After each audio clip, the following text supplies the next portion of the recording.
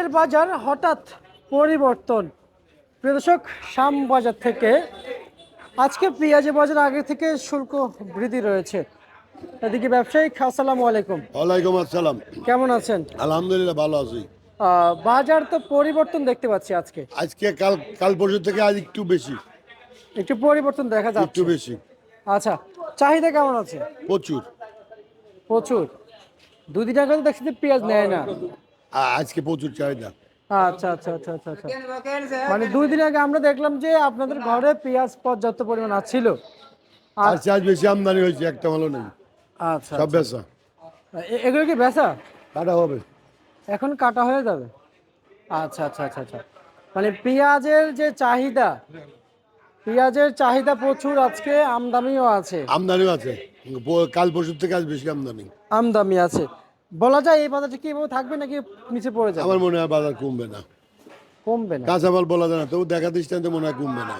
কমবে না, কমার আচ্ছা। সম্ভাবনা কম। মানে বাড়তি হওয়ার সম্ভাবনা রয়েছে। হ্যাঁ, আচ্ছা আচ্ছা, 40 টাকার উপর না হলে তো চাষি মারা যাবে। 40 টাকার উপরে? 40 টাকার উপরে কি থাকাই লাগবে?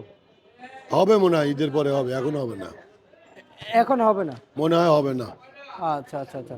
আর আমাদের যে যে মূল্য তালিকা 19 মূল্য তালিকা আমরা যে মূল্য তালিকাগুলো দেখি, যে বেশি না তো এখনো মূল্য তালিকা আমার পেঁয়াজ মনে হয়। বিক্রি করলাম, এই যে 19 টাকা বিক্রি করলাম, উপরে বিক্রি করলাম মুড়ি কাটা, উপরে বেচলাম 26-27, হুম। আর নিচে বেচলাম ওই জয়লাট বেচলি 19 টাকা, আর মুড়ি কাটা হালি বিক্রি করলাম 30 টাকা। আচ্ছা আচ্ছা, গত 2 দিন আগে মুড়ি কাটা পেঁয়াজের দাম কেমন ছিল? কালকে 22 টাকা 24 টাকা বিক্রি হয়েছে।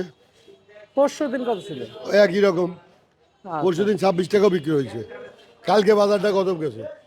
আচ্ছা, তার মানে আজকে পেঁয়াজের বাজার একটু বাড়তি। কালকের থেকে একটু বেশি। আচ্ছা আচ্ছা আচ্ছা, এই যে একটা পেঁয়াজ দেখতে এটা তো 25 ভালো। টাকা বিক্রি করলাম। 25? 25।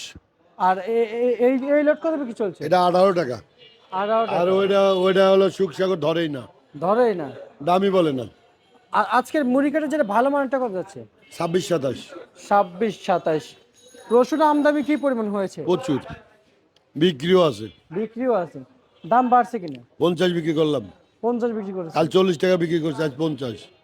আচ্ছা আচ্ছা আচ্ছা, আজকের যে চায়না রসুনের বাজার, সেটা কেমন আছে শ্যামবাজারে? 200-র উপরে। 200-র উপরে আছে, ধরেন না 200 টাকা আছে। খুচরা বাজারে কি আরো 20 টাকা থেকে 30 টাকা বেশি হবে? অবশ্যই। তো এখন দেখতেছি দেশি রসুনের চাহিদা আছে। দেশি রসুনটা নিলে পরে দামও কম পাচ্ছে, সস্তা বিক্রি করতে পারতেছে ওই তুলনায়। কিন্তু আমরা বাঙালি তো দেশিটা খাই না, ওরা মোটাটা খায়। জি, তো তাহলে তো এটা তো আমরা উল্টা দিক চলে যাইতেছি, আমরা তো উল্টাই।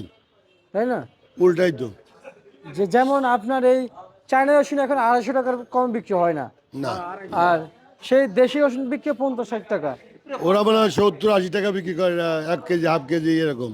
আমরা আজকে বিক্রি করলাম 50। 50, মিনিমাম ঘাটতি টাটতিতে 10 টাকা বেশি তো বিক্রি করতেই হবে। 60 টাকা বিক্রি করে ওরা 70-80 টাকা বিক্রি করে। রসুন। আচ্ছা আচ্ছা আচ্ছা, আর হচ্ছে যে এই যে রসুনের যে আমদানি রয়েছে, সেটাও বলেছেন বেশি।